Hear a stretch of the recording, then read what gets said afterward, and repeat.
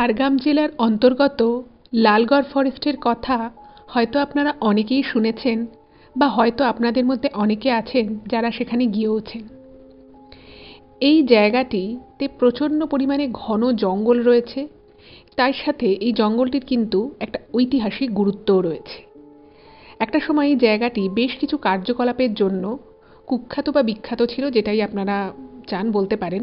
তবে বর্তমানে কিন্তু এই জায়গাটা বেশ শান্তিপূর্ণ। তো দুই বন্ধু এই জঙ্গল এক্সপ্লোর করার উদ্দেশ্যে লালগড় ফরেস্টে যায় এবং সেখানে গিয়ে তারা সম্মুখীন হয় এক ভয়ঙ্কর বহুর শক্তিশালী তান্ত্রিকের। তো সেই তান্ত্রিককে দেখার পরে তাদের কি হলো এবং তাদের কি সেই ভয়ঙ্কর অভিজ্ঞতা হয়েছিল, সেই সত্যি ঘটনাটাই কিন্তু আজ আমি এই এপিসোডে আপনাদের সকলের সামনে বলতে চলেছি। তো আমি রিকোয়েস্ট করব আপনারা কেউ কোথাও যাবেন না, প্রত্যেকে পুরো ঘটনাটা প্রথম থেকে শেষ অবধি শুনুন যে সেই লালগড় জঙ্গলে গিয়ে সেই দুই বন্ধুর কী এক্সপেরিয়েন্স হয়েছিল। এটুকু বলতে পারে আপনাদের এই ঘটনাটা ভীষণ ভীষণ ইন্টারেস্টিং লাগবে। তো আমাদের চ্যানেলের সাথে থাকুন। নমস্কার শ্রোতা বন্ধুরা, ভূত ভগবান চ্যানেলে আপনাদের সকলকে অনেক স্বাগত। আশা রাখি সবাই খুব ভালো আছেন, আনন্দে আছেন, সুস্থ আছেন। আমাদের চ্যানেলে যে ঘটনাগুলো বলা হয় সেগুলো যদি আপনাদের ভালো লাগে তাহলে অবশ্যই চ্যানেলটাকে সাবস্ক্রাইব করবেন, ভিডিওগুলোকে লাইক করবেন। পুরো ঘটনাটা শোনার পর আপনাদের কেমন লাগলো সেই মূল্যবান মতামত জানাতে কিন্তু একদম ভুলবেন না। আর আপনাদের জীবনে বা আপনাদের পরিচিত কোনো মানুষের জীবনে যদি এরকম কোনো ভৌতিক, অলৌকিক, দৈবিক, অতিজাগতিক কোনো ঘটনা ঘটে থাকে তাহলে সেগুলো কিন্তু আপনারা আমাদের কাছে লিখে পাঠিয়ে দিতে পারেন। তার জন্য আপনাদেরকে আমাদের চ্যানেলের ডেসক্রিপশানে যেতে হবে, দেখবেন সেখানে আমাদের ইমেল আইডি মেনশন আছে। তো সেই ইমেল আইডিতে ইমেল করে আপনারা আপনাদের সেই ঘটনা আমাদের কাছে কিন্তু অনায়াসেই পৌঁছে দিতে পারেন। আরেকটা রিকোয়েস্ট করবো, যদি সম্ভব হয় প্লিজ আপনারা আমাদের চ্যানেলের এই ভিডিওগুলোকে আপনাদের ফ্রেন্ড এবং ফ্যামিলির মধ্যে একটু শেয়ার করে দিন। কারণ আমরা এই চ্যানেল আর 5টা সাধারণ মানুষের জীবনে ঘটে যাওয়া বিভিন্ন রকমের ভৌতিক, অলৌকিক, দৈবিক, অতিজাগতিক এই ঘটনাগুলোই বলে থাকি। তাই আমি মনে করি ঘটনাগুলো যদি আরও অনেক অনেক মানুষ শুনতে পারেন, তারা সেগুলো শুনে অনেক কিছু জানতে পারবেন, বুঝতে পারবেন, শিখতে পারবেন, তার ফলে তারা অনেক বেশি সতর্ক সজাগ হতে পারবে। তো চলুন বন্ধুরা, আমি আজকের ঘটনা আপনাদের সামনে উপস্থাপনা করা শুরু করছি। তবে তার আগে একটা ছোট্ট কথা বলে নিই, আপনারা অনেকেই অনেক ঘটনা পাঠাচ্ছেন, তার জন্য আমি সকলের কাছেই কৃতজ্ঞ। কিন্তু ঘটনা পাঠানোর আগে কয়েকটা বিষয় একটু খেয়াল রাখবেন।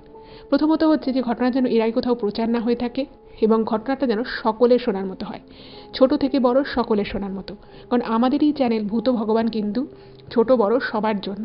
তো সেই কথাটা চিন্তা করেই কিন্তু ঘটনা পাঠাবেন। এটুকুই বলার ছিল। এবার আমি চলে যাচ্ছি সরাসরি আজকের ঘটনায়। এখন আমি যে ঘটনাটা আপনাদেরকে বলতে চলেছি সেই ঘটনাটা দিল্লি থেকে আমাকে যিনি লিখে পাঠিয়েছেন, তিনি বিশেষ কারণে নিজের নামটা মানে একদম আসল নামটা উনি বলতে চান না। তো ওনার যে ডাক নাম সেই নামটাই উনি মেনশন করেছেন এবং ঘটনাটা যখন আমি আপনাদেরকে বলবো তো তখন আমি ওনাকে ওনার যে ডাক নামটা রয়েছে অর্থাৎ বাপ্পা, সেই বাপ্পা নামেই আমি ওনাকে সম্বোধন করব। এবং এই ঘটনাটা যখন ঘটে ওনার সাথে ওনার বেস্ট ফ্রেন্ড ছিল, তারও আসল নামটা উনি এখানে রিভিল করেননি। তো সেই বন্ধুর নামের একটা শর্ট ফর্মে ওরা ডাকতো সবাই, তো সেই ডাক নামটা অর্থাৎ জয়। তো এই ঘটনাটা বলার সময় আমি যিনি ঘটনাটা পাঠিয়েছেন তাকে বাপ্পা আর তার বন্ধুকে আমি জয় বলে সম্বোধন করছি। আচ্ছা, প্রথমে আমি ঘটনা সম্পর্কিত কিছু কথা আপনাদেরকে বলে নেব, তাহলে আপনাদেরও ঘটনাটা বুঝতে সুবিধা হবে, আমারও তেমনি আপনাদেরকে বোঝাতে সুবিধা হবে। এই বাপ্পা আর জয় দুজনে কিন্তু কলেজ জীবন থেকে খুব ভালো বন্ধু। বাপ্পা জয় দুজনেই কলেজে থাকতে হোস্টেলে পড়াশুনো করেছে এবং সেখানেই একে অপরের সাথে আলাপ হয় এবং তারপর ওরা দুজন খুব ভালো বন্ধু হয়ে যায়। এবার পুরো কলেজ জীবন একসাথে পড়াশুনো, তারপরে ওরা ক্যাম্পাসিং থেকে যেখানে চাকরি পায় সেটাও কিন্তু সেম কোম্পানি। এবার জয়ের মামাবাড়ি হচ্ছে ঝাড়গ্রামে, ঠিক আছে। এবং বিভিন্ন যেহেতু জয়ের সাথে বাপ্পার খুব ভালো বন্ধুত্বটা এই কারণে হয়েছিল, তার কারণ হচ্ছে দুজনেই ঘুরতে ভীষণ ভালোবাসে, নতুন নতুন জায়গা এক্সপ্লোর করা, এটা ওদের দুজনেরই খুব মানে আর কি শখের মধ্যে পড়ে। আর দুজনেও খুব খেতে ভালোবাসে, দুজনেই ফুডি। তো সেই জন্য ওদের দুজনের বন্ধুত্বটা খুব ভালোভাবে শুরু হয়। এবার বহু সময় থেকেই জয়ের মুখে ওর মামাবাড়ি যে ঝাড়গ্রামে, সেই ঝাড়গ্রামের বিভিন্ন রকমের কথা ও শুনেছে, মানে বাপ্পা শুনতো। এবং সেই ঝাড়গ্রামে যে প্রচুর জঙ্গল রয়েছে, বিশেষত এই লালগড়ের যে জঙ্গল, তারপরে জঙ্গলমহলের যে পুরো ব্যাপারটা, এগুলো যখন ও শুনতো ওর না খুব জঙ্গলের প্রতি একটা খুব টান তৈরি হয়। এবং বাপ্পা অনেক সময় জয়কে বলতো যে একবার তোর মামা বাড়িতে গেলে হয় না। এবং যেহেতু ওরা কলেজে পড়াশুনো করতো, তো হোস্টেলে থেকে পড়াশুনো করতো, এবং যখন যখন আর কি একটু লম্বা ছুটি পেতো ওরা দুজনেই নিজের নিজের বাড়ি চলে যেত। এবার কলেজ জীবনে সেই জন্য কখনোই বাপ্পার প্রবল ইচ্ছে থাকা সত্ত্বেও ওই জঙ্গলমহলে জয়ের মামা বাড়িতে যাওয়ার কিন্তু খুব একটা সুযোগ হয়নি। এবার ওরা কলেজ থেকে একসাথে একই কোম্পানিতে চাকরি পায়, এবং সেটাও কিন্তু ওয়েস্ট বেঙ্গলের বাইরে চাকরি পায়। এবার প্রথম চাকরি, প্রথম বছর খুব কাজের চাপ, কাজ শিখতে হবে, তো সেই জন্য ওরা পুজোর সময়ও বাড়ি আসতে পারেনি, দুজনের কেউই বাড়ি আসতে পারেনি। কিন্তু মানে জয় আর বাপ্পা দুজনেই ঘুরতে খুব ভালোবাসে, তো দুজনে মিলে তখন প্ল্যান করলো যে পুজোর পরে ওরা মানে দীর্ঘ 9 মাস পরে ওরা বাড়ি যাবে।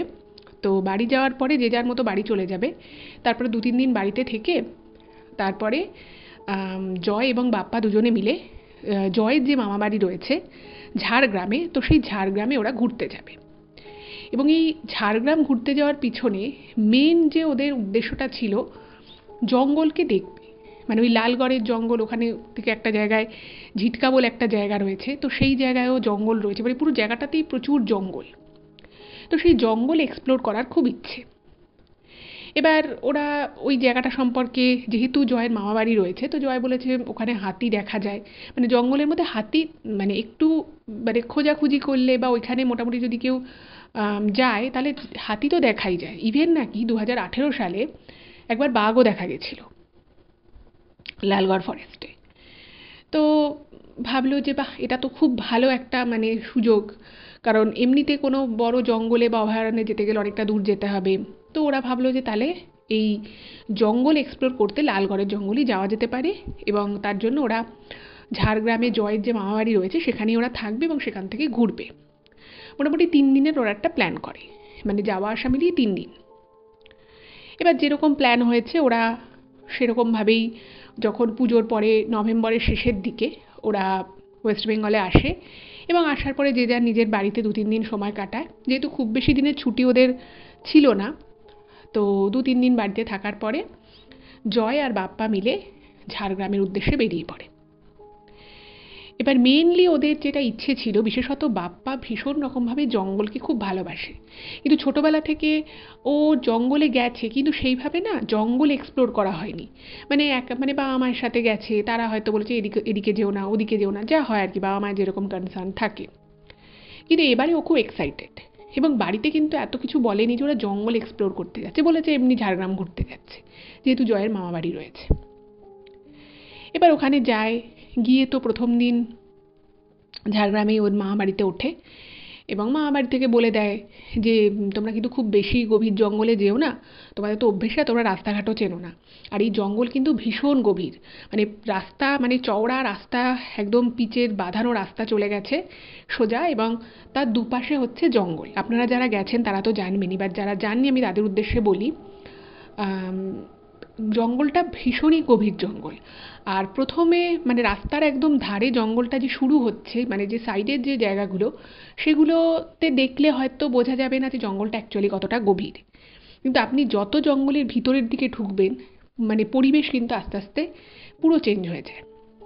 ঠিক আছে, এবার ওদেরকে বলে ঠলে দিয়েছে যে এরকম হাতি থাকে, কিন্তু হাতি দেখলে বলেছে দূরে থাকতে, কারণ ওরা অনেক সময় হাতিরা তো বুঝতে পারে না, আর অনেক হাতি অনেক সময় মানে পাগলও হয়ে যায়।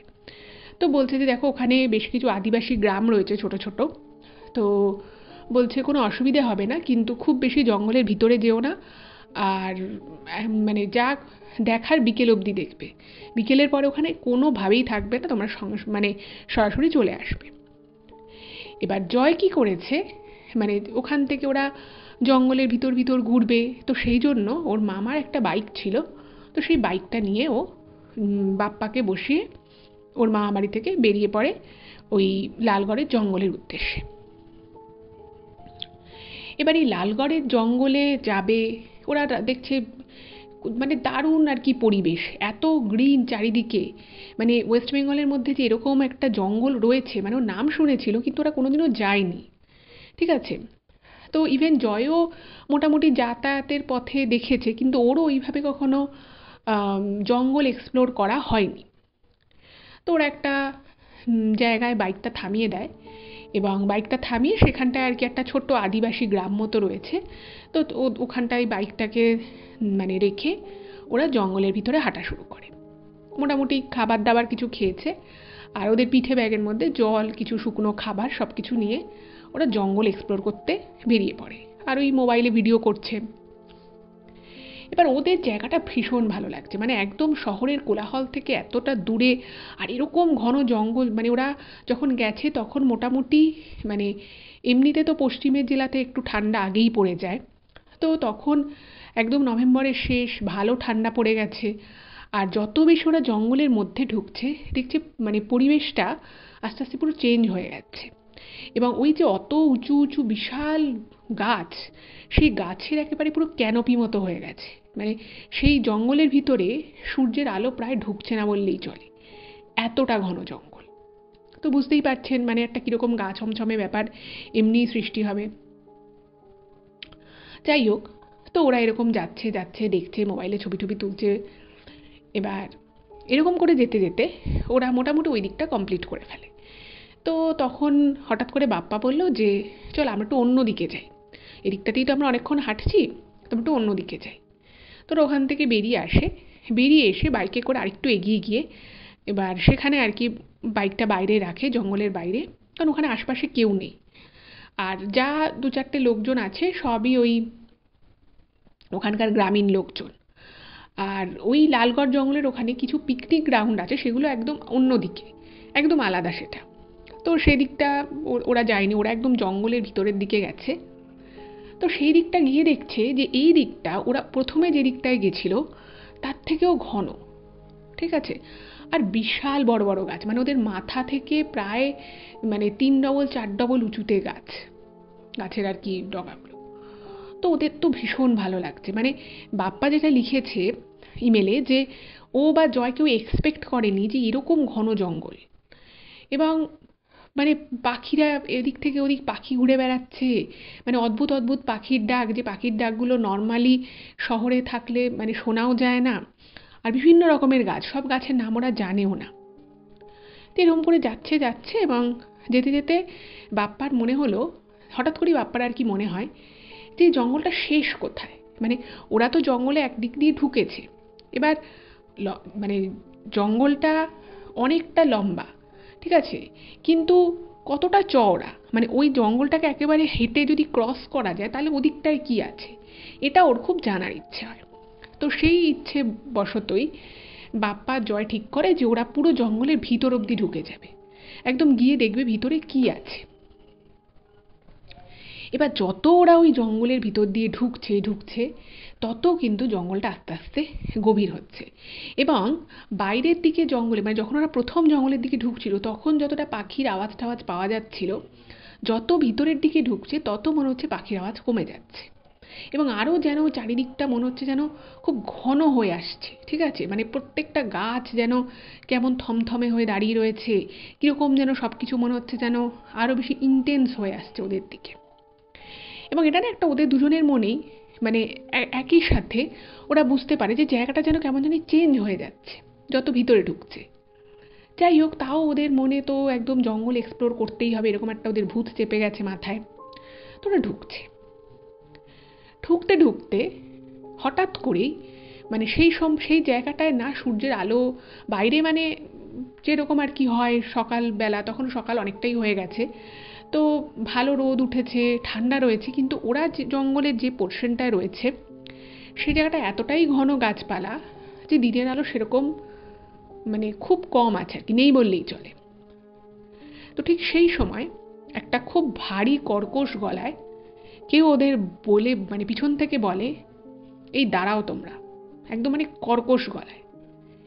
এবার দেখুন ওই জঙ্গলের মধ্যে যখন ওরা ঢোকা শুরু করেছিল তখন ওরা জঙ্গলের প্রথম যে দিকটা রয়েছে সেখানে দেখেছে ওখানকার বেশ কিছু আদিবাসী লোকজন আছে যারা কাঠকুট কুড়োতে গাছের ডালপালা শুকনো পাতাগুলো তারা কুড়িয়ে রাখে। তো সেরকম লোকজন কিন্তু ছিল। এবার যত ওরা ভিতরের দিকে ঢুকেছে সেখানে আর কোনো লোকজন নেই, ইভেন পাখির আওয়াজও নেই, এতটা ভিতরে ওরা ঢুকে গেছে। তো পিছন থেকে হঠাৎ করে যখন ওদেরকে কেউ দাঁড়াও বলেছে, ওরা না একটুখানি ঘাবড়ে গেছে যে এই রকম একটা ঘন জঙ্গলে মানে ওদেরকে কে ডাকলো। তো সঙ্গে সঙ্গে ওরা দাঁড়িয়ে পড়ে পিছনের দিকে তাকিয়েছে।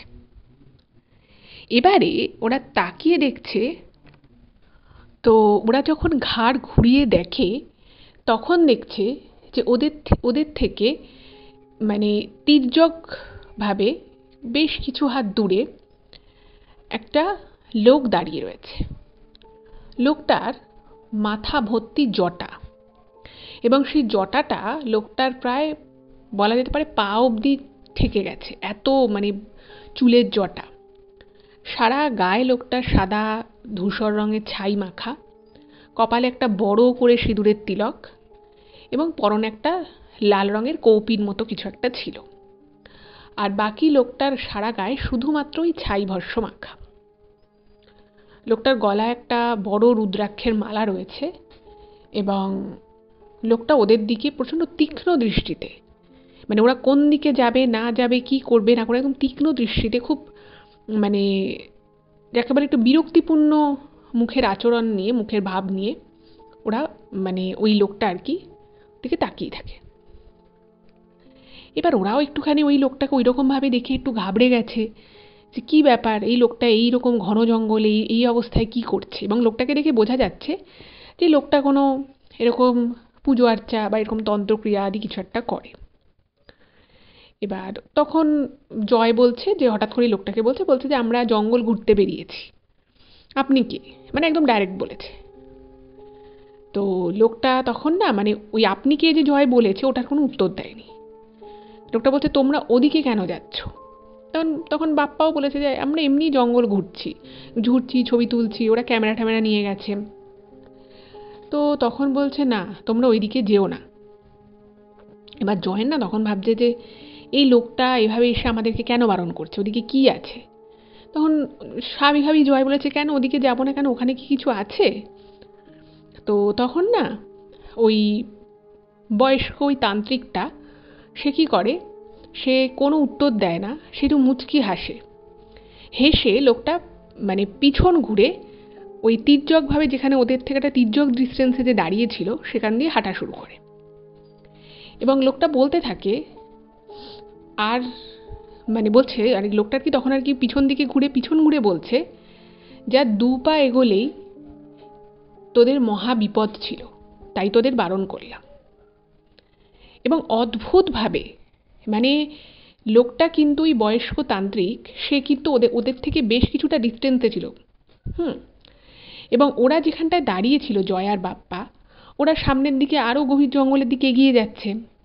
এবার ওদেরকে যে ওই সময় যে দাঁড়াতে বলল সেই সময় ওরা দাঁড়িয়ে গেল, এবং ওই যে 2-1 কথা হলো, এর মাঝখানে যখন জয় জিজ্ঞেস করলো লোকটাকে যে কেন সামনে কি কিছু আছে, তখন লোকটা কি বললো ওই তান্ত্রিকটা যে সামনে মহা বিপদ ছিল তোদের, এই বলে লোকটা তো ঘুরে গেল। এবার যখন ওরা ভাবছে যে আমাদের সামনে কি বিপদ ছিল, তো দেখছে যে লোকটা ঘুরে অন্যদিকে চলে যাচ্ছে। তো ওরা তখন সামনের দিকে এগোতে যাচ্ছে, ঠিক আছে যা বলেছে বয়স্ক তান্ত্রিক মানুষ। ঠিক সেই মুহূর্তে যেহেতু ওখানে প্রচুর শুকনো পাতা পড়েছিল, ওরা শুকনো পাতার কিছু আওয়াজ পাচ্ছে সামনে, একদম ওদের পায়ের সামনে। এবং তখন না দুজনে একটুখানি নোটিস করে যে কী ব্যাপার, এই পাতার আওয়াজ হচ্ছে কেন, লোকটা হাঁটছে ওদিকে এবং লোকটা মৃদু হেসে বারবার বলছে যে সামনে তো মহা বিপদ ছিল। আবার বলছে বিপদ ছিল, এবার কি বিপদ কেন বললো সেসব তো ওরা মাথায় ঢুকলো না। কিন্তু ওরা সেই মুহূর্তে যখন সামনের দিকে এগোতে যাবে এবং শুকনো পাতায় যখন আওয়াজ পাচ্ছে, তখন ওরা দেখছে যে একটা অত্যন্ত বিষধর সাপ, যার গায়ে রীতিমতো ডোরাকাটা রয়েছে, একদম ফনা তুলে মানে মানে ওরা যেদিকে সত্যি যেদিক দিয়ে যাচ্ছিল, যেখানে ওদের পাটা ছিল, ঠিক ওদের পা থেকে 2 থেকে 3 পা দূরে ওই সাপটা ছিল, এবং সাপটা আস্তে আস্তে উল্টো দিকে চলে যাচ্ছে। এবং যখন চলে যাচ্ছে তখনও কিন্তু সাপটা ফনা তুলে রয়েছে। এবং যেহেতু জায়গাটায় প্রচুর শুকনো পাতা পড়ে রয়েছে, ফলে ওই যে ওরা যে ওই সামনের দিকে এগিয়ে যাচ্ছিল, বাপ্পা বা জয় কেউই খেয়াল করেনি যে সামনে এরকম একটা বিষধর সাপ রয়েছে, আর বিশাল বড় সাপটা। মানে ওই মুহূর্তে যদি ওই তান্ত্রিক ওদের পিছন থেকে না ডাকতো, ওই সাপটা ভুলে যদি জয় বা বাপ্পা কেউ যদি সাপের গায়ে পা দিয়ে দিত, বা সাপটা যদি এমনিও ওদের কাছ থেকে ভয় পেত, হতেই পারতো যে ওদেরকে সাপটা কেটে দিত। আর ওরকম বিষধর সাপে যদি কাউকে কাটে, সেই জায়গা থেকে ওরা বেরোবে, বেরিয়ে হসপিটালে যাবে, গিয়ে অ্যান্টিভেনাম দেবে, মানে এত কিছু হওয়ার আগেই হয়তো ওদের কিছু একটা হয়ে যেতে পারত। এবার ওই জিনিসটা যখন ওরা দুজনে দেখে যে ওরকম ফনা ধরাটা বিষধর সাপ ওই পাতাগুলোর মাঝখান দিয়ে ওরকম পাস করে উল্টো দিকে চলে যাচ্ছে, এবং সেই পাতাগুলোর ফাঁক দিয়ে সাপটা যাচ্ছে বলে পাতার আওয়াজ হচ্ছে, তো তখন ওরা পুরো ব্যাপারটা বুঝতে পারে যে কেন ওই তান্ত্রিক ওদেরকে বলল যে সামনে তোদের মহাবিপদ ছিল। এবার না ওরা পুরো মানে একদম হতভম্ব হয়ে যায়। মানে এতক্ষণ জঙ্গলের ভিতরে হাঁটছে, জঙ্গল এক্সপ্লোর করছে, ছবি তুলছে, ভিডিও করছে, সেগুলো একরকম, কিন্তু ওই রকম একটা এক্সপিরিয়েন্স যে ওদের হবে, ওরকম একটা বিষধর সাপ যে ওদের সামনে চলে আসবে এবং ওরা দুজনে, জয় বা বাপ্পা, কেউই সেটা খেয়াল করবে না, এই বিষয়টা ভেবে না ওরা দুজনেই খুব ভয় পেয়ে যায়। এবার ভাবছে যে ওই তান্ত্রিকটা এটা বুঝলো কী করে, কারণ ওরা সামনে দাঁড়িয়ে দেখতে পেল না, তান্ত্রিক অত দূর থেকে কী করে দেখলো। এবার তখন না জয় বাপ্পাকে বলছে যে আরে উনি জানলেন কী করে, আর উনি যদি আমাদেরকে পিছন থেকে না ডাকতো, আমাদের তো ভুল করে মনে হয় মানে সাপের লেজে পা দিয়ে দিতাম, আর সাপ আমাদের দুজনকেই কেটে নিত, আর এই জঙ্গলে আমরা দুজনে মরে পড়ে থাকতাম। এবার সঙ্গে সঙ্গে তখন বাপ্পা বলছে যে না, উনি আমাদের প্রাণ রক্ষা করলেন, ওনাকে একটা প্রণাম করা উচিত আমাদের। তো এই বলে বাপ্পা জয়কে বলে যে চল চল ওনার পিছন পিছন যাই। তখন উনি অনেকটা এগিয়ে গেছে। তো পিছন থেকে তখন বাপ্পা ওই তান্ত্রিককে ডাকছে, বলছে তান্ত্রিক বাবা একটুখানি দাঁড়ান, মানে আমরা আপনাকে একটু প্রণাম করতে চাই, ওরকম একটা সামনে বিষধর সাপ দেখলাম, সত্যি আমরা দেখতে পাইনি। তো ওই তান্ত্রিক মানে কানেও শুনছে না, ঠিক আছে, মানে যে ডিস্টেন্স থেকে বলছে, যেহেতু জঙ্গলের মধ্যে প্রচুর গাছপালা, কোনো বাড়িঘর তো নেই, ফলে অনেক দূর থেকে ডাকলেও সেই আওয়াজ শোনা যাওয়ার কথা। তো এইটুকু জয় বা বাপ্পা দুজনেই বুঝতে পারছে যে ওই তান্ত্রিক কিন্তু শুনতে পেয়েছে যে এরা ডাকছে, কিন্তু তান্ত্রিক আর শোনেনি, মানে উনি নিজের মতো উল্টো দিকের গভীর জঙ্গলের দিকে উনি আস্তে আস্তে হেঁটে চলে যাচ্ছে। তো তখন জয় বাপ্পা কী করেছে, দুজনে মিলে ওদের ডিরেকশন চেঞ্জ করে ওই তান্ত্রিকের পিছন পিছন গেছে, গিয়ে ওনার সামনে এসে বলছে, মানে হাত জোর করে বলছে যে আপনি যদি আমাদেরকে ওইখানটায় না আটকাতেন, আমরা হয়তো আজকে সত্যিই সাপের ছোবল খেতাম। তো তখন না ওই তান্ত্রিক একটু বিরক্ত হয়ে ওদের বলছে যে তোরা তো জঙ্গল দেখতে এসছিস, তোরা মানে আশপাশটা দেখে চলবি না, তোদের সামনে কি আছে, কোনো বিপদ আছে কি না, তোর পায়ের কাছে কি আছে, তোরা দুজনে রয়েছিস, একজন না দুজনে রয়েছে, দুজনে কেউ তোরা দেখতে পেলি না। এবার ওদেরও মনে হচ্ছে যে সত্যি তো আমরা দুজনে কেউই দেখতে পেলাম না, এত বড় একটা বিপদ আমাদের সামনে ছিল। মানে জঙ্গল দেখুন, মানুষের মনে একটা অনেক রকমের অ্যাডভেঞ্চার থাকে, সবই থাকে, কিন্তু জঙ্গলে কিন্তু প্রতি পরতে পরতে অনেক বিপদও থাকে, ঠিক আছে। এবার ওরা দুটো জোয়ান ছেলে নিজেদের মনে আনন্দে জঙ্গল ঘুরছে, কিন্তু সত্যি সত্যি দুজনের কেউই খেয়ালই করেনি যে ওদের ঠিক পায়ের দু পা পরে ওরকম একটা বিষধর সাপ ছিল, একদম ফনা তুলে। যাই হোক, ওরা তখন বলে যে হ্যাঁ আমাদের এটা ভুল হয়েছে। এবার ওই মানে ওরা তখন তো দূর থেকে দেখেছিল ওই তান্ত্রিককে, কিন্তু ওই তান্ত্রিককে যখন ওরা সামনে থেকে দেখে না, ওদের খুব অদ্ভুত লাগে যে এই রকম একটা মানে তান্ত্রিক মানুষ, হ্যাঁ মানে ওনাকে দেখে ওদের খুব মানে অবাক লাগে সামনে থেকে দেখে, কারণ বুঝতে পারে যে এই লোকটার প্রচুর বয়স, মানে চামড়া ঠামড়া পুরো কুঁচকে গেছে, হাতে মানে শুধু যাকে বলে একটা হালকা চামড়ার পরত রয়েছে, বাকি কোনো মাংস নেই, এবং এটুকু বোঝা যাচ্ছে লোকটার বয়স 100, মানে 100 অনেক দিন আগেই ক্রস করে গেছে। তো এগুলো দেখে না জয়ের খুব ইন্টারেস্ট হয়। তো জয় বলছে যে আচ্ছা তান্ত্রিক বাবা আপনি কি এখানেই থাকেন? তো উনি না কোনো উত্তর দেন, উনি নিজের মতো চলে যাচ্ছে, আর ওদেরকে তখন বলছে তোরা জঙ্গল দেখছিস, তোরা জঙ্গল দেখ। মানে ওই তান্ত্রিকা চাইছে না যে এরা ওনার সাথে কথা বলুক, কিন্তু জয় আর বাপ্পার এইসব দেখে বুঝে ওদের এবার ইন্টারেস্টটা এই তান্ত্রিকের উপরে এসে পড়েছে, এই তান্ত্রিক সম্পর্কে খুব জানতে ইচ্ছে করছে ওদের। যাই হোক, উনি তো কোনো উত্তর দেয়নি, ওদেরকে বলেছে নিজেদের মতো জঙ্গল ঘোর। তো জয় তখন বাপ্পাকে মানে ইশারায় কানে কানে আর কি বলছে যে এই তান্ত্রিক কোথায় থাকে, আমরা একটু দেখি, তান্ত্রিকের সাথে একটুখানি গল্প করা যায়। ইনি তান্ত্রিক মানুষ, এনার এরকম গভীর জঙ্গলে থাকে, এনার হয়তো অনেক অভিজ্ঞতা আছে। আমরা যা শুনি আর কি, মানে কোনো শ্মশানে হোক বা এরকম জঙ্গলে কোনো যদি আমরা এরকম সাধক বা তান্ত্রিকের খোঁজ পাই, অনেকের মনেই অনেক রকমের প্রশ্ন থাকে যে তারা এখানে কী করে, কীভাবে তারা জীবিকা মানে জীবন নির্বাহ করে। তাদের তো মানে জীবিকা বলে তো কিছু নেই, তারা আমরা শুনেছি বনের ফলমূল খেয়েই থাকে। তো সেটা জানার প্রতি ওদেরও কিন্তু একটা খুব ইন্টারেস্ট গ্রো করে। এবং জয় বাপা দুজনেই ভাবে যে এই ভদ্রলোক যখন এখানে আছে, এনার সাথেই গল্পটুকু করা যাক। তো ওই তান্ত্রিক বাবা তো পাত্তাও দিচ্ছে না, আর এরা পিছন পিছন যাচ্ছে। এবার পিছন পিছন আসছে, এক একটা করে প্রশ্ন জিজ্ঞেস করছে, তান্ত্রিক তো কোনো উত্তর দিচ্ছে না। এমতাবস্থায় তান্ত্রিক খুব রেগে গেছে। রেগে গিয়ে বলছে, তোদের কি মতলব রে, তোরা আমার পিছন পিছন কেন আসছিস? তোরা দুটো ছোড়া জঙ্গল ঘুরতে বেরিয়েছিস, আর তোরা আমার পিছনে পিছনে কেন আসছিস? তো তখন বাপ্পা একটুখানি মানে বিনীত হয়ে হাত জোর করে বলছে যে আমরা আপনার সাথে একটু গল্প করতে চাই, আপনি এই গভীর জঙ্গলে নিশ্চয়ই থাকেন, সাধনা করেন, কিছু আমাদেরকে বলুন, কিছু আমাদেরকে যদি বলেন, আপনি আমাদের এত বড় উপকার করলেন, আমরা সত্যি বিষধর সাপ পায়ের সামনে ছিল, আমরা দেখতে পাইনি, আপনি আমাদের এত বড় একটা আশীর্বাদ করলেন, আমরা আপনার সাথে একটু কিছুক্ষণ কাটাতে চাই। এবার এই কথা শুনে না, তখন ওই সাধক যিনি ছিলেন তিনি না প্রচণ্ড হেসে ওঠে। আর ওই যে হাসছে, সেই হাসিটা মানে কিছুটা অট্টহাস্য টাইপের বলা যেতে পারে। আর যেহেতু জঙ্গল ভিতরে একদম মানে পুরো পিন ড্রপ সাইলেন্ট, শুধু ওরা যে হাঁটছে ওই পাতার উপর দিয়ে মচমচ মচমচ আওয়াজটা হচ্ছে, তো সেই সময় না মানে আশেপাশে আর কোনো আওয়াজ নেই। এবার ওই হাসিটা না ওদের মানে মনে হচ্ছে খুব কানে লাগছে। তখন ওই তান্ত্রিক হেসে বলছে যে তোরা দুজনে যা ভীতু, তোরা দুজনে নিজের বিপদ, সমূহ বিপদ তোরা বুঝতে পারিস না, চোখে দেখতে পাস না, তোরা কিনা আমার সম্পর্কে জানবি, তুই তোরা এই জঙ্গলে কীভাবে থাকতো সেটা জানবি? সত্যি যদি জানতে চাস তাহলে আমার সাথে চল, কিন্তু বেশি কথা বলবি না, তোরা তোরা তোরা দুজনে বড্ড কথা বলিস, এত কথা আমার সাথে বলবি না, যা দেখাবো দেখবি, যেটুকু মানে বলা সেটুকু বলবি, এত বেশি কথা বলবি না, আমি এত কথা সহ্য করতে পারি না। বয়স হয়েছে তো, তোদের বয়স একরকম, আমার যা বয়স সেই বয়সে মানুষের বেঁচে থাকারই কথা নয়, এত কথা বলবি না তোরা, আমার পিছন পিছন আয়। তো ওদের ধরে তো খুব আনন্দ, মানে কথাও বলতে পারছে না, তো দুজন দুজনের মুখের দিকে তাকাচ্ছে, আকার ইঙ্গিতে বলছে, তো ওদের খুব আনন্দ হয়েছে যে ওদেরকে অ্যাটলিস্ট আসতে বলেছে।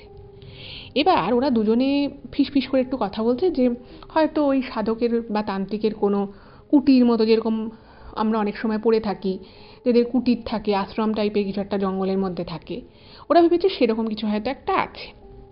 তো ওরা সেই আশা নিয়ে পিছন পিছন যাচ্ছে। গিয়ে একটা জায়গা, একটু জঙ্গলটা একটু সেই জায়গাটা মানে গাছপালা একটু কেটে জাস্ট সামান্য ছোট একটা জায়গা, সেই জায়গাটা আর কি এসে থেমে গেছে। এবং সেখানে খুব অদ্ভুতভাবে মানে ওই গাছের ভাঙা ডাল দিয়ে ঠিক একটা ছাউনি মতো জাস্ট করা, এবং সেই ডালগুলোকে দিয়ে মাটিতে পুঁতে পুঁতে একটা ছাউনি করেছে, এবং মাথার উপরে ওই শুকনো ডালপালা, শুকনো পাতা, একদম মানে একটা মানুষ বসার জন্য যেটুকু আর কি দরকার ঠিক সেটুকু ছাউনি মতো করা। কোনো কুটির বলুন বা আশ্রম বলুন ওরকম কিচ্ছু নেই, জাস্ট এটুকু। আর সামনে কিছু মাটির জিনিসপত্র রয়েছে, আর বেশ কিছু জিনিসপত্র রয়েছে যেগুলো পুজো আর্চা বা তন্ত্রের কাজে লাগে, এরকম কিছু। আর দু তিনটে ধুতি দিয়ে বানানো ঝোলা রয়েছে, লাল ধুতি দিয়ে বাঁধা মানে বাঁধিয়ে বাঁধিয়ে রাখার মতো আর কি, ওরকম কিছু ঝোলা রয়েছে। এটাই হচ্ছে ওনার সাধনার ক্ষেত্র। উনি নিজেই সেটা বলেন যে এই জায়গায় আমি সাধনা করি। এবং একটা জায়গায় উনি যজ্ঞ মতো করে, সেই জায়গাটা একটু পোড়া কাঠকুট রয়েছে, তো মানে ওই জায়গাটায় মানে যজ্ঞের মানে আগুন তখনও নেভেনি, নিবু নিবু আছে কিন্তু নেভেনি। তো উনি তখন বলেন এই হচ্ছে আমার সাধনার জায়গা, আমি এক জায়গায় বেশি দিন সাধনা করি না, আমি হিমালয়ে থাকি, আমি এ ধরনের জঙ্গলে থাকি, কিন্তু এখন আমি যেখানে আছি সেটা তো এই জায়গাটা, এবং এখানেই আমি এখন সাধনা করছি। এবার সাধনার কথাটা শুনলে আমাদের যেরকম মনে হবে সেরকম কিন্তু বিশাল কিছু ওরা ওখানে দেখেনি। মানে ওখানে কোনো ঠাকুরের মূর্তি আছে তা নয়, বা ওখানে কোনো মন্দির উনি করেছেন তাও নয়, ওখানে ইভেন কোনো ঠাকুরের ছবি বা মূর্তি কিছুই নেই। শুধু ওনার ওই ঝোলার মধ্যে বেশ কিছু জিনিস রয়েছে, আর কিছু মাটির জিনিসে সেখানে জল ঢাকা দেওয়া রয়েছে, একটা জায়গায় দুটি চাল রয়েছে, এই রকম। এর থেকে বেশি কিচ্ছু নেই, ঠিক আছে? তো এইসব দেখে বাপ্পা ওই তান্ত্রিককে জিজ্ঞেস করে যে মানে ওরা তো অ্যাকচুয়ালি এর আগে কখনো এরকম কোনো তান্ত্রিককে দেখেও নি, আর যেটুকু ওরা দেখেছে বা যেটুকু ওদের এক্সপিরিয়েন্স আছে সেই এক্সপিরিয়েন্সের সাথে এনার কোনো মিলই নেই, ঠিক আছে? তো তখন বাপ্পা বলছে যে আপনি এখানেই রান্না করেন, এখানেই ঘুমোন, মানে আপনি এখানেই রান্না করেন, এখানেই থাকেন, এখানেই ঘুমোন। তো তখন ওই তান্ত্রিক মানে এরকমই একটু মৃদু হেসে বলছে যে আমি তো সাধনা করি, আমি সাধনার মাধ্যমেই খাই, আমি সাধনার মাধ্যমেই ঘুমোই, আমি সাধনার মাধ্যমেই পুজো করি, আমার যা কিছু সব কিছুই সাধনার মাধ্যমেই। এবার এটা শুনে না জয় প্রথমে ভাবছে যে অনেক লোক আছে অনেক বড় বড় কথা বলে, মানে যা হয় আর কি, সাধারণ মানুষ হঠাৎ করে যদি এরকম কথা শোনে তো স্বাভাবিকভাবেই তাদের এই কথাগুলো শুনে প্রথমেই বিশ্বাস করার একটা সমস্যা তৈরি হয়। তো তখন জয় বলছে যে আপনার খিদে পায় না, আপনি ঘুমোন না, এই যে একটা জায়গা রয়েছে আপনি কি তার এখানেই ঘুমোন, আর রাতের দিকে এত ঠান্ডা পড়ে এখানে, মানে ওখানে না মানে ও দেখছে যে সেরকম কোনো কিছু ওর জামা কাপড়ও নেই, হ্যাঁ মানে শীতবস্ত্র বলুন বা এমনি নর্মাল যে জামা কাপড় থাকে সেরকমও কিছু নেই। তো তখন উনি না মানে মৃদু হেসে বলছে যে তোরা হয়তো বিশ্বাস করবি না, কিন্তু মানে ওই সাধক আর কি বলছে যে তার যিনি গুরুদেব, মানে তিনিও এক মহান সাধক, বলছে তিনি উত্তরাখণ্ডের উত্তরকাশী বলে যে জায়গাটা রয়েছে সেখানে বিগত 200 বছর ধরে নাকি উনি সাধনা করছেন। উনি বলছেন যে এই ধরনের যারা সাধক হয় তারা নাকি মানে যে কোনো সময় তাদের শরীরের তাপমাত্রা কমাতেও পারে, আবার কখনো তাপমাত্রা বাড়িয়েও নিতে পারে, এবং তাদের মানে খিদে তৃষ্ণা ঘুমোনো এগুলো সব কিছুই তারা কিন্তু তাদের তন্ত্র সাধনার মাধ্যমে নিজেদের শরীরকে কন্ট্রোল করতে পারে। এবার এগুলো শুনে তখন বলছে যে আর আমি তো বেশি দিনের সাধক নই, তাই কখনো কখনো মাঝে মধ্যে হয়তো কোনো ফলমূল খাই, আর ওই যে ওদের মানে ওখানে দেখছি ওর কিছু চাল রাখা ছিল, তখন বলছে এই যে তোরা চালগুলো দেখছিস এই চালগুলো আমার সাধনার কাজে লাগে।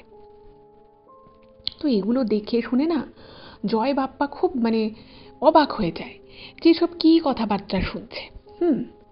এবং অদ্ভুতভাবে ওই যে যেখানটা আর কি মানে ওই সাধনার ওনার যেখানে আর কি ওই যজ্ঞকুণ্ডটা ছিল যেখানে একদম ধিমি ধিমি হয়ে কিছু ছাই মতো মানে একদম ধিকি ধিকি করে জ্বলছিল, হঠাৎ করেই উনি ওটার দিকে তাকালেন, মানে এটা ওটা মানে এই যেটা আমি এখন এখন আপনাদেরকে বলতে চলেছি, মানে এগুলো এরপর আমি যা যাই বলবো সেটা জয় বাপ্পা দুজনে কিন্তু নিজের চোখের সামনে দেখেছিল, মানে এটা ওরা নিজেরা সাক্ষী রয়েছে এই ঘটনাগুলো। তো ওরা দুজনেই দেখে যে বেশ কিছুটা ডিস্টেন্স থেকে ওই সাধক শুধু ওই যজ্ঞকুণ্ডটার দিকে তাকালেন, এবং হঠাৎ করে কোনো কিছু মানে ওই ধুনোর গুঁড়ো বলুন বা ঘি বলুন এরকম কিচ্ছু দেয়নি, জাস্ট তাকালেন এবং ওই যজ্ঞর যে ধিকি ধিকি করে যে আগুনটা জ্বলছিল সেই আগুনটা ফস করে একটু উঠে গেল, এবং ফস করে যখন একটু উঠলো ওঠার পরে উনি একটা কাঠ ওখান থেকে দিয়ে দিলেন, দিয়ে তখন ওদেরকে বসতে দিয়েছে, বলছে এখানটা তোরা বস। ওরা দুজনে বসেছে এবং ওই জিনিস দেখে না ওরা দুজনেই অবাক হয়ে গেছে যে যজ্ঞকুণ্ডে ওরকম ধিকি ধিকি করে মানে ছাই মতো জ্বলছিল যেটা এক্ষুনি নিভে যাওয়ার কথা ছিল, সেটার দিকে উনি এভাবে তাকালেন আর ধক করে কি করে উঠে গেল কিছু বুঝতে পারল না ওরা। তো তখন বাপ্পা ওই তান্ত্রিককে জিজ্ঞেস করেছে যে আপনি এরকম ঘুরে ঘুরে বিভিন্ন জায়গায় দিন কাটান? তো তখন ওই তান্ত্রিক বলেন যে উনি মেনলি হিমালয়ে থাকেন, উত্তরাখণ্ডে উত্তরকাশী গুপ্তকাশী এই যে জায়গাগুলো রয়েছে সে সমস্ত জায়গার পাহাড়ের যে গুহা রয়েছে উনি মেনলি সেখানেই থাকেন। তো উনি বছরে 1 থেকে 2 বার করে উনি মানে নেমে আসেন। তো তখন বলছে আপনার বাড়ি কোথায় ছিল? তো তখন ওই তান্ত্রিক বলছে যে সেসব তো আমি বলবো না, কারণ আমি আজ বহু বহু বছর আমি সংসার ত্যাগী, তো এগুলো আমাদেরকে মনে করতে নেই। তো তখন বলছে জয় তখন বলছে যে তাহলে আপনি এত ভালো বাংলা বলছেন আপনি তো নিশ্চয়ই বাঙালি। তো তখন ওই তান্ত্রিক মৃদু হেসে মানে ওদের সামনেই, মানে ওরা কয়েকটা ভাষা তার মধ্যে বুঝতে পেরেছে, যেমন হিন্দি ইংরেজি এইগুলো তো ওরা বুঝতেই পেরেছে, ওড়িয়া এটাও বলেছে বুঝেছে, এরকম করে 17টা ভাষায় উনি কথা বলেন। এবং তার মধ্যে নর্থ ইন্ডিয়ান, সাউথ ইন্ডিয়ান এই ল্যাঙ্গুয়েজগুলোও রয়েছে। বলার পরে এবং প্রত্যেকটা ল্যাঙ্গুয়েজ যখন উনি বলছেন, কিছু না কিছু আর কি ওয়ার্ড বলছেন, সেন্টেন্স আর কি বলছেন, তো বলার পরে ওই তান্ত্রিক তখন মৃদু হেসে বলছে যে এবার তোরা বল যে আমি বাঙালি, না আমি উত্তর ভারতীয়, না আমি দক্ষিণ ভারতীয়, আমি তো 17টা ভাষায় কথা বললাম, একটা করে লাইন বললাম, তোদের কি মনে হলো? এবং অদ্ভুত বিষয় হচ্ছে ওই যে 17টা সেন্টেন্স উনি 17টা আলাদা আলাদা ল্যাঙ্গুয়েজে বললেন, প্রত্যেকটা ল্যাঙ্গুয়েজ যখন উনি বলছেন মনে হচ্ছে যেন উনি এই ল্যাঙ্গুয়েজেই কথা বলেন। যখন উনি বাংলা বলছেন তখন মনে হচ্ছে বাংলাতে কথা বলছে, যখন হিন্দিতে বলছে হিন্দিতে, যখন উড়িয়ায় বলছে মনে হচ্ছে উড়িয়া, আবার যখন কন্নড়ে বলছে তখন কন্নড় মনে হচ্ছে, এবং অদ্ভুত লাগছে। মানে এইটা দেখে জয় পাপ্পা দুজনে হতভম্ব হয়ে যায় এবং বুঝতে পারে না যে আরে 17টা ভাষায় উনি এত এত ভালোভাবে বললেন, মানে ওরা হয়তো সবকটার মিনিং বুঝতে পারেনি, কিন্তু ওই অ্যাকসেন্ট বলুন বা যেভাবে বলছে তাতে করে সত্যি এটা বোঝা দায় হয়ে গেল যে লোকটা আদৌ বাঙালি না কোথাকার লোক।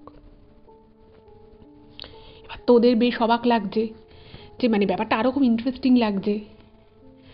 তো ঠিক সেই সময় মানে কথা বলতে বলতে হঠাৎ করে ওরা আর কি বসে রয়েছে এবং মাঝখানে আর ওই কুণ্ডটা জ্বলছে এবং উনি আর একটু ডিস্টেন্সে বসে আছে। হঠাৎ করেই কথা বলতে বলতে উনি কিছু পাতা, শুকনো পাতা আর কি মাটি থেকে মুড়িয়ে উনি পিছনের দিকে ছুঁড়ে মারলেন। মানে কাকে ছুঁড়ে মারলেন, কার উদ্দেশ্য করে, আশেপাশে তো কেউ নেই, কিন্তু ওই যে ছুঁড়ে মারলেন উনি দেখছেন যে দুটো কাক ওখান থেকে ফট করে উঠে চলে গেল, এবং ওই যে দুটো কাক যে ওখানে আদৌ ছিল সেটা জয় বাপ্পা কেউই খেয়াল করেনি। এবং আরও অদ্ভুত বিষয় হচ্ছে যে এই গভীর জঙ্গলে কিন্তু কোনো পাখি নেই। এবার ওই কাক দুটো ওখানে যে এসেছে এবং সেটা মানে যেদিকে আর কি ওই তান্ত্রিকটা ওই মানে শুকনো পাতা ছুঁড়ে মেরেছে সেই দিকটা কিন্তু উনি দেখতে পাচ্ছেন না, মানে ওনার একদম পিছনের দিক। এবার উনি সামনের দিকে তাকিয়ে ওদের দিকে তাকিয়ে কথা বলছে। এবার জয় বাপ্পা দুজনেই অবাক হয়ে গেল যে ওনার পিছনে যে দুটো কাক রয়েছে সেটা উনি পিছন থেকে কি করে দেখলেন, মানুষের পিছনে তার চোখ থাকে না, কি করে দেখলেন বা কি করে বুঝলেন? আর ওই কাক দুটোই বা অদ্ভুতভাবে পালিয়ে গেল কীরকমভাবে। তো তখন না মানে জয় খুব এক্সাইটেড হয়ে পড়ে এটা দেখে, এবং জয় তখন না জিজ্ঞেস করতে গেছে যে আপনার পিঠের পিছনে কোনাকুনি করে দুটো কাক কোথায় বসেছে আপনি কি করে জানলেন? এটা বলেছে, মানে এই কথাটা পুরোপুরি বলেনি, হাফ বলেছে। তখন ওই তান্ত্রিক মানে একটু রাগান্বিত মুখে বলছে, তোরা কি দেখলি, দুটো কাক উড়ে গেল তো? তখন বলছে হ্যাঁ। তখন বলছে ওরা দুটো কাক নয়, ওই দুটো হচ্ছে দুটো প্রচণ্ড শক্তিশালী অশুভ শক্তি, যারা খবর পেয়েছে যে আমি এখানে এসেছি, এবং এই অশুভ শক্তি আমার তন্ত্রের যে শুভ শক্তি, আমার তন্ত্রের বা সাধনার যে ভালো জিনিস সেটাকে নষ্ট করার জন্য এখানে এসেছিল। এরা আমাকে অনেক রকমভাবে আমার সাধনায় ব্যাঘাত ঘটানোর চেষ্টা করে, এবং এরা আমার যদি কাছাকাছি চলে আসে, আমি যদি চোখ বন্ধ করেও থাকি, আমি যদি গভীর সাধনাতেও থাকি, তাও কিন্তু আমি এদের প্রেজেন্স বুঝতে পারি। তো এটা দেখে না মানে সব যখন শুনেছে তখন বাপ্পা মনে মনে ভাবছে যে দুটো জিনিস ওরা নিজের চোখের সামনে দেখলো, 3টে ঘটনা। প্রথম হচ্ছে ওই সাপের ঘটনাটা ওরা চোখের সামনে দেখতে পেলেন, অথচ উনি অত দূর থেকে কী করে বুঝতে পারলেন? তারপরে ওই কাক দুটো, সত্যি ওখানে কোনো পাখি পক্ষী কিচ্ছু নেই গভীর জঙ্গলে, হঠাৎ করে ওই কাক দুটোই বা অদ্ভুতভাবে মানে ওখান থেকে পালিয়ে গেল, উড়ে গেল, এটাও খুব অদ্ভুত ব্যাপার। তো যাই হোক, তো এবার তো জয় আর বাপ্পা দুটো পুরো চুপ করে গেছে। তো তখন তান্ত্রিক কিছুক্ষণ চুপ থাকে এবং তারপরে বলছে, দেখি তোরা কি ভয় পেয়েছিস? তখন ওরা বলছে না ভয় পাইনি, ভাবছিলাম যে আপনি মানে এভাবে মানে মাথার পিছনে আপনার কেউ কোনো একটা পাখি রয়েছে কি একটা কাক রয়েছে, সেটা আপনি কীভাবে বুঝতে পারলেন? তখন বলছে ওসব তোরা বুঝবি না, তবে এটুকু জেনে রাখিস আমাদের আশেপাশে যত ভালো জিনিস আছে, শুভ জিনিস আছে, ভালো শক্তি আছে, তেমনি তার সাথে সাথে কিন্তু খারাপ জিনিস, খারাপ শক্তিও আছে। আর এই খারাপ শক্তি সবসময় চায় ভালো শক্তি না থাকুক, নষ্ট করতে চায়। তো এইসব বললো ঠললো, তো ওরা শুনেছে।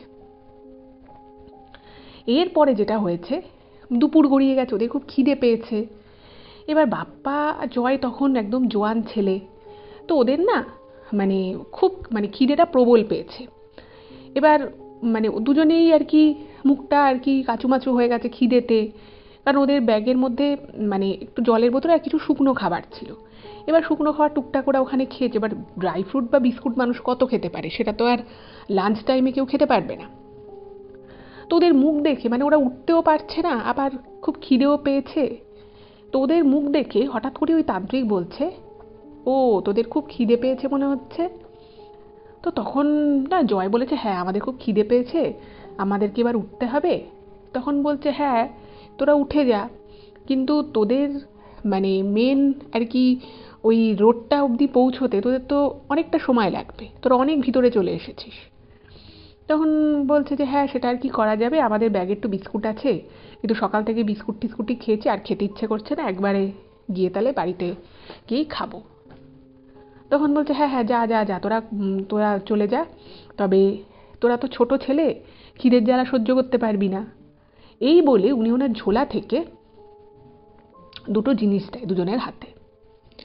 সেটা কিন্তু কোনো পেট ভর্তি খাবার নয়, দুজনের হাতে উনি দুটো ছোট্ট ছোট্ট পাকা পেয়ারা দেয়, মানে একদম ছোট পেয়ারা, পুচকে একদম পেয়ারা, কিন্তু পাকা। তো বাপ্পা জয়কে বলছে, এখানটা বসে তোরা পেয়ারাটা খা, তারপরে যা। এবার জয় বাপ্পা ভাবছে দুজনে যে এইটুকু পেয়ারা দিয়ে আমাদের কি পেট ভরবে, খিদে পেয়েছে, প্রচণ্ড খিদে পেয়েছে, তার মধ্যে সকাল থেকে প্রচুর হাঁটাহাঁটি হয়েছে এই জঙ্গলের পথে, এইটুকু থেকে কি আর খিদে মেটে? এবার ওই তান্ত্রিক সামনাসামনি দিয়েছে, জিনিসটা রিফিউজও করতে পারছে না। তো তখন জয় বাপ্পা একে অপরের দিকে তাকায় এবং ওরা 3-4 কামড়ে পেয়ারাটা শেষ হয়েছে।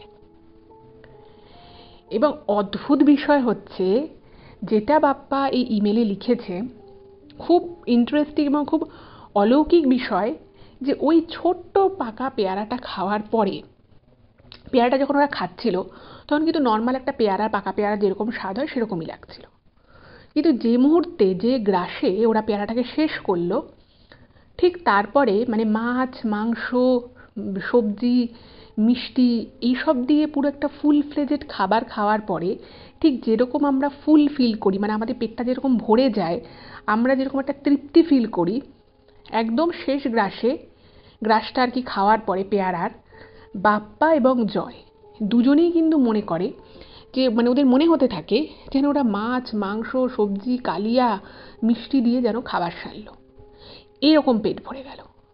এবং দেখবেন খুব পেট ভরে তৃপ্তি করে খাওয়ার পর একটা দেখবেন শরীরটা রিল্যাক্স করতে চায়, একটু ঘুম ঘুম পায়, বা অ্যাটলিস্ট না ঘুমোলে একটু এলিয়ে বসতে ইচ্ছে করে, একটু আর কি রিল্যাক্স করতে ইচ্ছে করে। এবং দুজনেই তখন দুজনের দিকে খুব অবাক দৃষ্টিতে তাকাচ্ছে, এবং বাপ্পা ভাবছে যে আমার তো মানে পুরো পেট ভরে গেল, এবং মাছ মাংস খেয়ে যেরকম একটা ফিলিংস হয় সেরকম লাগছে। এবং জয়ও উল্টো দিকে ভাবছে যে ওরও তো পুরো পেটটা ভরে গেল। এবং তখন আর দুজন তখন এতটাই তৃপ্তি করে মনে হচ্ছে যেন খেয়েছে, তখন ওই জঙ্গলের ওই জায়গা থেকে উঠে এসে যে ওরা হেঁটে হেঁটে আবার মেন রোডের দিকে আসবে, মানে মনে হচ্ছে ধর একটু পরে উঠি, এত তৃপ্তি পেয়েছে খেয়ে। তো তখন ওই তান্ত্রিক মানে একটু ব্যাকা হাসি হেসে বলছে, বুঝেছি তোরা তো জোয়ান ছেলে, তোদের পেট ভরেনি, তোদের মনটা একটু কালিয়া মাংস খাওয়ার দিকে রয়েছে। এবং এটা বলে উনি হাসছে। সেই সময় দুজনেই দুই বন্ধু একসাথে বলে ওঠে যে আমার কিন্তু পেটটা পুরো মনে হচ্ছে যেন ওই কালিয়া মাংস খাওয়ার মতোই পেটটা ভরে গেছে। এবং এই কথাটা কিন্তু দুজনে একই সাথে ওই তান্ত্রিককে বলে, এবং দুজনেই অবাক হয়ে যায় দুজনের দিকে তাকিয়ে যে দুজনেরই সেম ফিলিংস কি করে হলো। তখন ওই তান্ত্রিক হো হো করে হাসছে। তো তখন না জয় আর বাপ্পা বলছে যে আপনি কি ভালো তান্ত্রিক, তান্ত্রিক বাবা, আপনি আমাদের পুরো খিদেটা মিটিয়ে দিলেন। সত্যি এত সকাল থেকে হাঁটাহাঁটি করার পরে মনটা খুব ভালো মন্দ খেতে চাইছিল, আপনি আমাদের খাওয়াটা কি করে করে দিলেন বলুন তো। তখন না উনি মানে হাসতে, মানে খুব হাসছে, কোনো উত্তর দিচ্ছে না, ওই তান্ত্রিক হাসছে। তখন উনি বলছে যে এই যে তোরা আমাকে জিজ্ঞেস করছিলি যে আমি আমার আমার ঘুমানোর জায়গা নেই কেন, আমার রান্নার জায়গা নেই কেন, তাহলে এবার তোরা বুঝে নে। তখন বাপ্পা বুঝতে পারছে এবং জয়ও বুঝতে পারে যে সত্যি এই সাধক কিন্তু খুব সাধারণ কেউ নয়। তো তখন ওই তান্ত্রিক বলছে যে মানে ওদের সম্পর্কে কিন্তু কিচ্ছু জানে না। তখন ওদের নাম ধরে বলছে, মানে ওকে ওর বাপ্পার যে আসল নাম সেই নামটা ধরে বলছে, জয়ের পুরো নামটা ধরে বলছে। তখন ইভেন ওরা কোথায় থাকে কোথায় কাজ করে সব বলে দিল। এগুলো শুনে না ওরা পুরো স্তম্ভিত হয়ে গেছে। মানে ওরা ভাবতে পারেনি যে এইরকম একটা কিছু ওরা মানে এই তান্ত্রিকের সাথে দেখা হলো, জাস্ট একটা নর্মাল ওদের একটা কিউরিয়াসিটি হয়েছিল ওনাকে দেখে, কিন্তু মানে ওদের নাম ধাম, ওদের কোথায় কাজ করে সব বলে দিল, এটা কি করে সম্ভব? তো তখন বাপ্পা বলছে যে আপনি আমাদের চিনলেন কি করে, আপনি এত কিছু জানলেন কি করে? তখন ওই সাধক বলছে যে দেখ, সাধনা যদি মন দিয়ে কেউ করতে পারে, কেউ যদি সাধনাটাকে সত্যিকারের ভালোবেসে করতে পারে, যে জীবন পাত করে করে, সে সব কিছু জানতে পারে, তার মধ্যে সেই ক্ষমতা থাকে। তো তখন না জয়, অ্যাকচুয়ালি জয় আর বাপ্পা দুজনেই খুব ভালো বন্ধু, কিন্তু জয়ের মধ্যে না একটা মানে একটু ম্যাচুরিটিটা কম ছিল। এবার ও না তখন ছোট, মানে খুব বেশি আর কি ওর তো সাত পাঁচও ভাবেনি। তো জয় তখন বেশ আনন্দময় বলছে যে তাহলে এই যে মানুষ খাওয়ার জন্য, ভালো থাকার জন্য চাকরি বাকরি করে, তাহলে সাধনা করে যদি এরকম সুন্দর কালিয়া মাংস খাওয়ার মতো যদি পেট ভরে যায়, তাহলে তো সেটাই ভালো। ওই বলে না ও একটুখানি মজা করে আর কি। তো তখন ওই তান্ত্রিক একটু রেগে যায়। উনি বলছেন যে তোর এটা মজা বলে মনে হচ্ছে? তখন বলছে আর বলবি নাই বা কেন, বয়সটাই বা তোর কী বল, তুই আর দুনিয়া কতটুকু দেখেছিস? তখন উনি বলছেন যে আজকে উনি মানে উনি ওনার ছোটোবেলা সম্পর্কে কিছু বলতে চাননি, কিন্তু এটুকু উনি বলেন আজ 108 বছর ধরে উনি সাধনা করছেন। মানে ওনার বয়স তাহলে কত সেটা মানে ভেবে নেওয়াই মানে বাহুল্য আর কি। তো 109 বছর ধরে উনি শুধু সাধনাই করছেন, এবং উনি বলছেন এগুলো কিন্তু একদিনে হয় না। আর কোনো মানুষের মনে কোনো কিছুর জন্য যদি লোভ থাকে যে আমি এইটা করছি এই জিনিসটা পাওয়ার জন্য বা এই ক্ষমতাটাকে আনার জন্য, তাহলে সে কোনোদিনও সাধনায় সিদ্ধি লাভ করবেই না। এবং এইসব যখন ও শুনলো, তখন বাপ্পা বলছে যে আপনি অনেক কিছু করতে পারেন বলুন, আপনি তাকালেন আগুনটা জ্বলে উঠলো। তখন বলছে হ্যাঁ, সেসব তো অনেকেই পারে। বলছে এসব তো যারা মানে ছোটোখাটো সাধনা করে বা নিম্নবর্গীয় যারা কাজ করে, তাদের মধ্যে অনেকে এই ধরনের ছোটোখাটো জিনিস শিখে নেয়।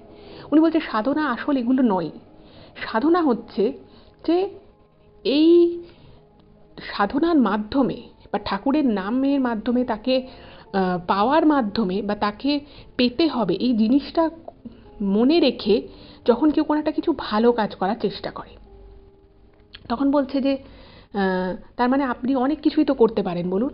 তখন বলছে আমি কখনো কোনো খারাপ জিনিস করি না বা সেই খারাপ কাজের সাথে আমি যুক্ত থাকি না, কিন্তু একবার আমি মানে উনি আর কি মাতৃ সাধক, বলছে একবার আমি মায়ের আদেশে একজনকে তাকে মানে আটকানো খুব দরকার ছিল, তো সেই জন্য আমাকে কিছু এমন করতে হয়েছিল যেটায় তার ক্ষতি হয়েছিল।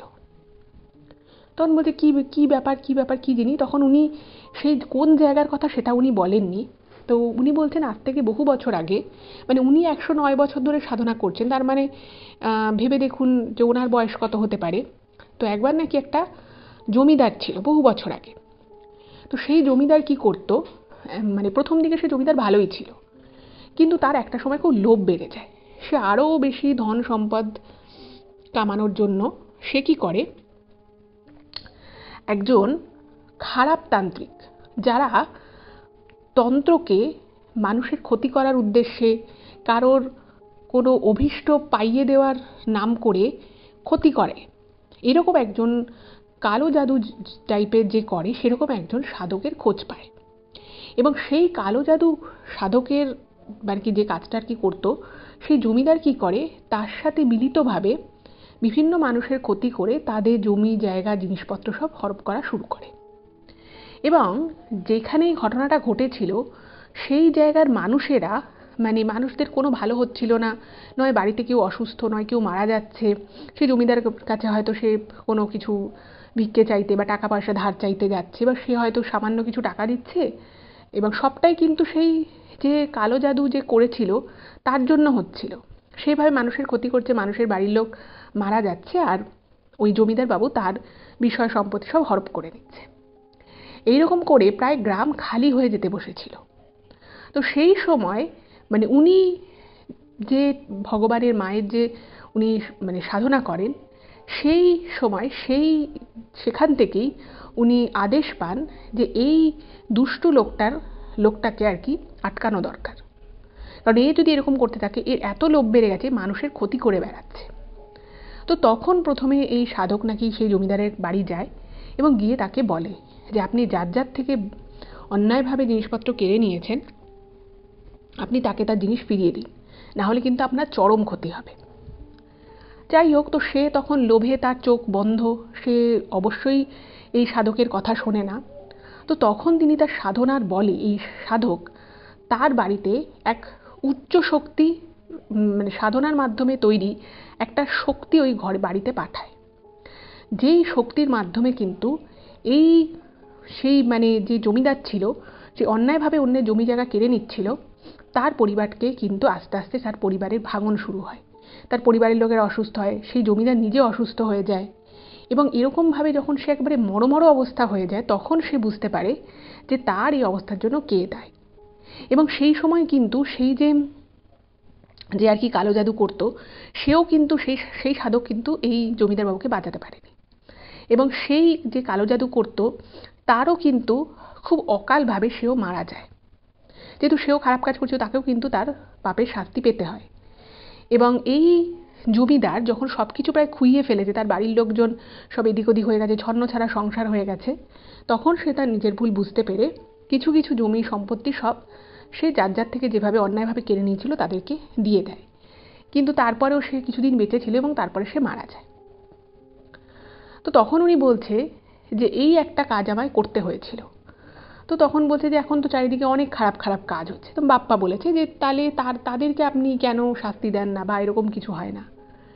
তো তখন ওই সাধক নাকি বলে যে আসছে তো সময়, এবার আর আমাকে করতে হবে না, আমি যে আর পুজো করি, আমি যার সাধনা করি, সেই মা স্বয়ং আসছেন শাস্তি দিতে।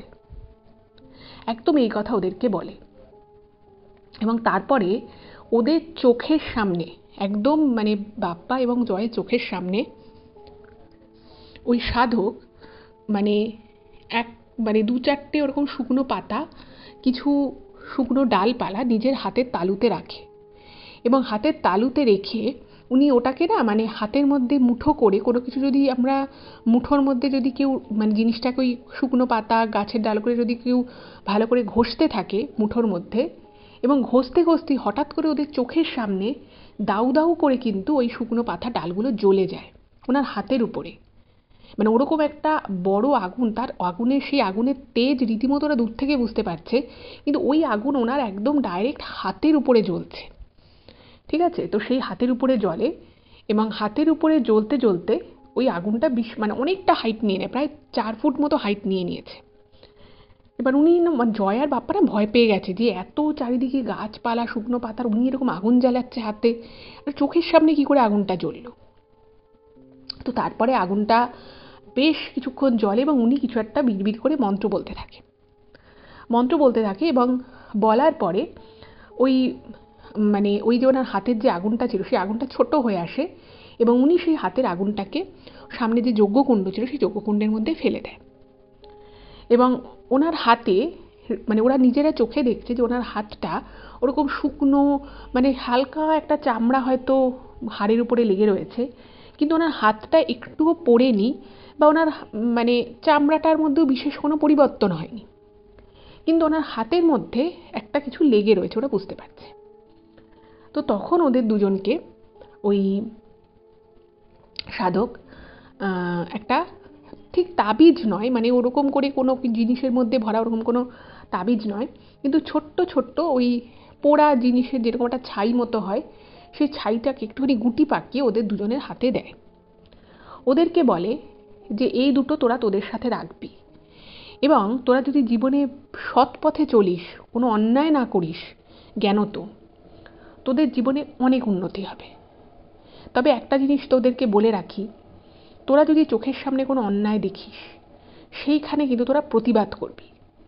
তোরা যদি প্রতিবাদ করিস, তোরা যদি সৎ পথে চলিস, আমি যার পুজো করি, আমি যিনি আমার আরাধ্য দেবী, তিনিও তোদের উপরে খুশি হবে। কারণ আমার কদিন ধরেই মনে হচ্ছিল যে আমার সাথে কারোর হয়তো জীবনে দেখা হবে, কিন্তু কার সাথে দেখা হবে আমি নিজেও বুঝতে পারছিলাম না। কিন্তু যে মুহূর্তে আমি তোদের কাছে জঙ্গলের মধ্যে দেখলাম না, আমার মনে হলো যে তোরাই হচ্ছিস সেই যে আমার মনে হচ্ছে যে কারোর সাথে আমার দেখা হবে, এবং আমার ওই মুহূর্তে মনে হয়েছে যে ঠিক তোদের সামনে কোনো বিপদ রয়েছে সেই জন্য আমি তোদেরকে ওখানে ডেকেছিলাম। যাই হোক, তো ওরা ওইটা হাতে নিল, তখন বলছে এটা কীভাবে রাখবো। তো তখন ওই তান্ত্রিক বলেছিল যেটাকে তোরা যেভাবেই হোক শরীরের মধ্যে যদি ধারণ করতে পারিস ভালো, যদি নাও পারিস নিজেদের কাছে অ্যাটলিস্ট রেখে দিবি, সেটা তোরা যেখানেই রাখ। তখন বলেছে ঠিক আছে। তখন ওই তান্ত্রিক বলছে এবার তোরা উঠে যা, মানে তখন বেশ অনেকক্ষণ গল্প হয়ে গেছে, উঠে যা বলেছে। তখন ওরা মানে ওদের আর তখন উঠতে ইচ্ছে করে, কিন্তু তখন বিকেল হয়ে গেছে, ওখান থেকে জঙ্গল থেকে বেরিয়ে আসতে হবে। তো তখন ওই তান্ত্রিক বলছে যে তোরা না জঙ্গলে পথ হারিয়ে ফেলবি, তোরা অনেক ভিতরে চলে এসে তোরা নিজেরাও জানিস না। তো বলছে আমি তোদেরকে কিছুটা এগিয়ে দিচ্ছি। এই বলে ওই সাধক কি করে, নিজের জায়গা থেকে ওঠে এবং উঠে উনি আগে আগে যে ওরা পিছন পিছন যাচ্ছে। এবং জয় আর বাপ্পা দুজনেই না মানে পুরো বিষয়টা যে যা যা ওদের সাথে সকাল থেকে এই বিকেল অবধি হলো, যা যা ওরা চোখের সামনে দেখলো, এটাতে না ওরা খুব অবাক হয়ে গেল, যেটা কি করে সম্ভবপর হলো। তো মানে ওদেরকে একদম সামনে অবধি পৌঁছে দিয়েছে, এবং পৌঁছে দেওয়ার পর ওদেরকে না হঠাৎ করে একটা কথা বলছে যে তোরা এই পথ দিয়ে যাবি তো? বলছে হ্যাঁ আমরা এই দিকের পথটা দিয়ে যাবো, রাস্তাটা দিয়ে যাবো। বলছে তোরা এই দিক দিয়ে যাবি না, তোরা এই দিকের রাস্তাটা দিয়ে যা। তখন বলছে কেন, এটা তো উল্টো দিক দিয়ে হয়, এটা তো আমাদের অনেকটা ঘুরতে হবে। তো তখন না মানে জয় এটা বলেছে, তখন বাপ্পা বলছে না না ঠিক আছে, আপনি যখন বলেছেন আমরা এদিক দিয়েই যাচ্ছি। এবার উনি তখন মুচকে হেসে তখন বলল যে আবার বহু বছর পরে দেখা হবে বলে, মানে জঙ্গল, উনি তো একদম রাস্তার কাছে অবধি চলে এসেছিল যেখানে ওরা বাইকটা রেখেছিল। এবার ওইখান থেকে জঙ্গলটা অতটাও ঘন নয়। এবার ওইখান থেকে ওই সাধক যখন পিছনে ঘুরলো, ওদের চোখের সামনে মানুষ তো হেঁটে হেঁটে তো ভিতরের দিকে চলে যাবে, কিছুটা যাওয়ার পরে তাকে হয়তো আর দেখা যাবে, সে ইনভিজিবল হয়ে যাবে। কিন্তু ওই যে পিছনটা ঘুরলো, ওরা হয়তো এক পলক বাইকটা স্টার্ট দিতে বা এক পলকের জন্য অন্যদিকে তাকিয়েছিল। যেই মুহূর্তে ওরা পিছনে তাকায়, দেখে সামনে মানে কিছুটা ওরা হেঁটে গিয়েও দেখে পুরো উধাও উনি, মানে একদম ইনভিজিবল হয়ে গেছে। সঙ্গে সঙ্গে জয় আর বাপ্পা দুজনেই জঙ্গলের সামনেটা কিছুটা দূর গিয়ে দেখার চেষ্টা করে উনি কোন দিকে গেলেন। ওরা কাউকে দেখতে পায়নি, এবং ওই মুহূর্তের 2-3 সেকেন্ডের মধ্যে একটা মানুষের পক্ষে ওই জায়গা থেকে বেরিয়ে যাবে, মানে দৌড়লেও সম্ভব নয় ইনভিজিবল হওয়া। যাই হোক, তো জয় বলছে যে চল এদিক দিয়েই চলে যাই। উনি বলেছে ঠিক আছে, বাট এদিক দিয়েই চলে যাই। তখন বাপ্পা বলছে ছাড় না, যখন বারণ করেছে তখন আমরা এদিক দিয়েই যাই। ওরা ওই দিক দিয়ে ঘুরে গিয়ে যখন অন্য একটা রাস্তা ক্রস করছে, যে রাস্তাটা ওরা যদি সোজা আসতো সেদিকটার সাথে ইন্টারসেক্ট করতো, সেইখানে এসে দেখছে যে একটা বড় লরি নিয়ন্ত্রণ হারিয়ে পুরো তেরছাভাবে রাস্তার মাঝখানে মানে নিয়ন্ত্রণ হারিয়ে এবং রাস্তা থেকে কিছুটা নিচে গিয়ে ঠাস করে মানে এরকম তেরছা হয়ে পড়ে আছে, গাছের সাথে লেগে অ্যাক্সিডেন্ট হয়েছে। মানে যিনি চালাচ্ছিলেন তার কিছু হয়নি, কিন্তু গাড়িটা খুব বাজে রকমভাবে এফেক্ট হয়েছে। এবং ওরা যখন শুনলো যে ঘটনাটা ঘটেছে কখন, সেই টাইমটা শুনে দুজনের হাত পা কাঁপতে থাকে। তার কারণ হচ্ছে যে ওরা যে সময় বাইকটা স্টার্ট দিয়েছিল, ওরা যদি সোজা রাস্তাটা দিয়ে আসতো না, তাহলে এই বাইকটার সাথে হয়তো ওদের বাইকের সাথে হয়তো এই লরিটার সংঘর্ষ হতো, কারণ একদম সেম টাইমিংই হতো। যেহেতু ওরা ঘুরে এসেছে, একটু সময় হয়তো ওদের বেশি লেগেছে, একটু রাস্তা বেশি ঘুরতে হয়েছে, ওরা কিন্তু একদম নিরাপদে পৌঁছে যায় তারপরে ঝাড়গ্রামে। এই বিষয়টা ওদের মনে প্রচণ্ড রকমভাবে খুব অবাক লাগে। যাই হোক, তো দুজনকে ওই দুটো জিনিস দিয়েছিল, ওই ছাই ভস্য মতো একটুখানি গুটি পাখি ওদেরকে দিয়েছে। তো দুজনেই তখন কি করেছিল, ওদের যে পার্স রয়েছে সেই পার্সের মধ্যে রেখেছিল। খুব অদ্ভুত রকমভাবে মানে ওরা তারপরে ছুটি কাটিয়ে কাজের যোগ দেয়। দুজনেরই কিন্তু মানে আজকের ডেটে উনি যে মানে যেটা লিখেছে বাপ্পা, দুজনেরই কর্মক্ষেত্রে এমনি পার্সোনাল লাইফে প্রভূত উন্নতি হয়েছে। এবং ওই যে তান্ত্রিক যা ওদেরকে বলেছিল যে সবসময় অন্যায় দেখলে প্রতিবাদ করবে বা ভালো পথে সৎ পথে চলবে, ওরা এমনিতেও মানে সেভাবেই চলতো, কিন্তু ওইটা বলার পরে ওদের মনে মাথায় ব্যাপারটা থেকে যায়। এবং সত্যিই কিন্তু মানে ওদের লাইফে পুরো একদম টার্নিং পয়েন্ট চলে আসে।